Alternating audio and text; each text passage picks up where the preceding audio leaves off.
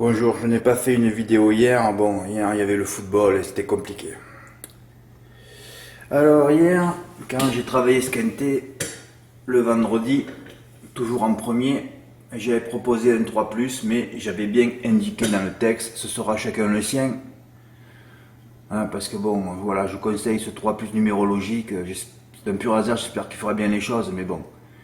Après, quand tu vois que c'est les trois premiers de la presse, là, favoris des médias au point, largement détachés, tu sais que tu es un dimanche, tu sais que tu es à Vincennes, tu sais que tu as le tsunami d'ondes négatives, et tu sais pertinemment que ça ne marchera pas.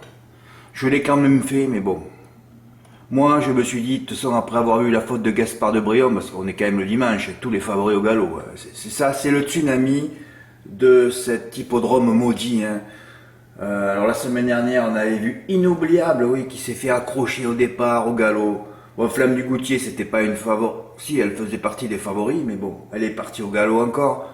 Hier, il y a Gaspard de Brion qui vient. Alors j'avais fait le champ tiercé, en plus j'avais repéré Oracle Tile, que j'avais mis en tête, pris en note, en tête. Il fait un canter hier.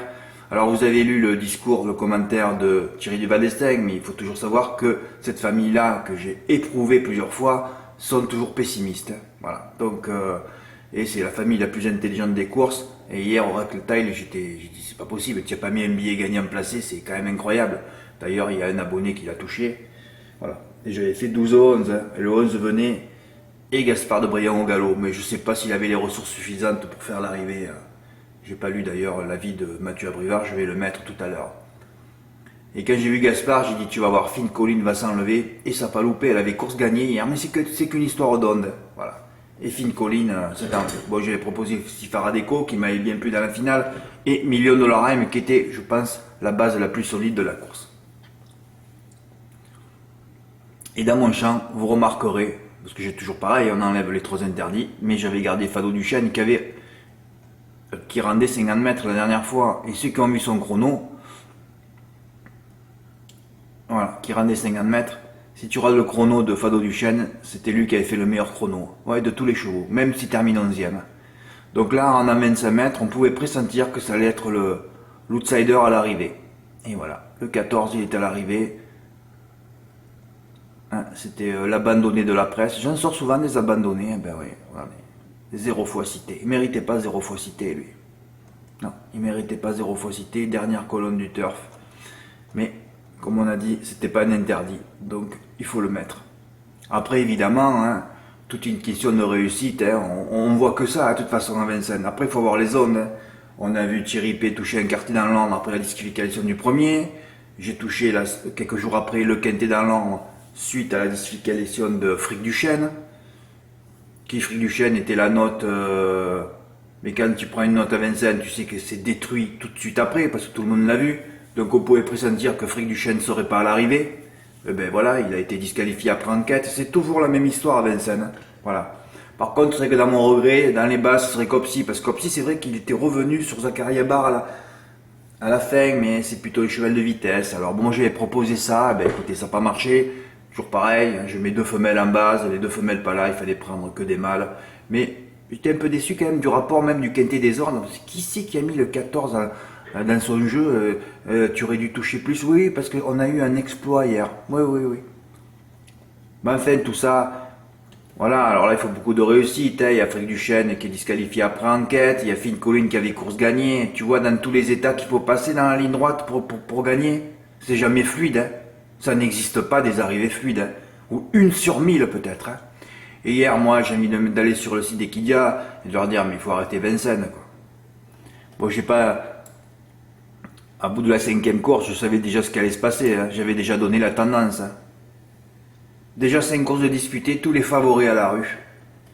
Un hippodrome pour te ruiner. Hein. Ça, je vous dis, c'est pour essayer que vous minimisez vos mises. Hein. Vous réduisez vos mises. Hein. Je pense aux matelassiers qui doivent envoyer cher placé. Kachima de 6 mains vaincu. 6e, 5 pour 10. Un petit Oscar à l'agonie à 3,9. J'aime le foot d'ail à 2,7. C'est toujours les favoris, ça.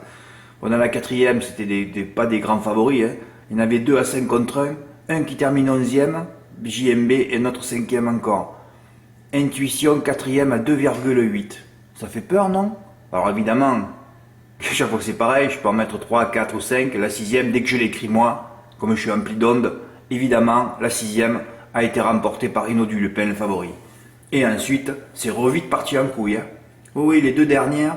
Ensuite, il y a eu un grand favori pas là, et dans la dernière, pas là non plus, et dans le quintet, disqualifié. C'est un hippodrome qui te ruine. Si toutes ces courses se disputaient sur des vrais hippodromes verts vifs comme Bordeaux par exemple, ou Marseille-Borelli, on verrait que des favoris gagnés. Hein. Voilà. C'est tout. Voilà, alors la tendance, toute cette tendance a mené au fait que Phil Collins serait disqualifié. Et c'est ce qui s'est passé. Ah ouais, d'ailleurs, il y avait les deux. Ah ouais, mais Alexis, il joue trop bien. Hein. Eh oui, il a pris les deux déférés en base. Eh ben ouais, mais c'est ça les ondes. Eh ouais. Alors, avant-hier, hier, c'est vrai que dans les déférés, si tu enlevais défi orageux, il y avait le champ au tiercé. Non, c'était vendredi soir, ça. Ouais, ouais. Il y avait deux déférés. Voilà, Ezelio Smart et l'autre. Et c'était le couplet gagnant. Flying Brickell. Et ouais, la rubrique est revenue en forme. Et là, les deux à l'arrivée. Et regardez le jeu qu'a fait Alexis.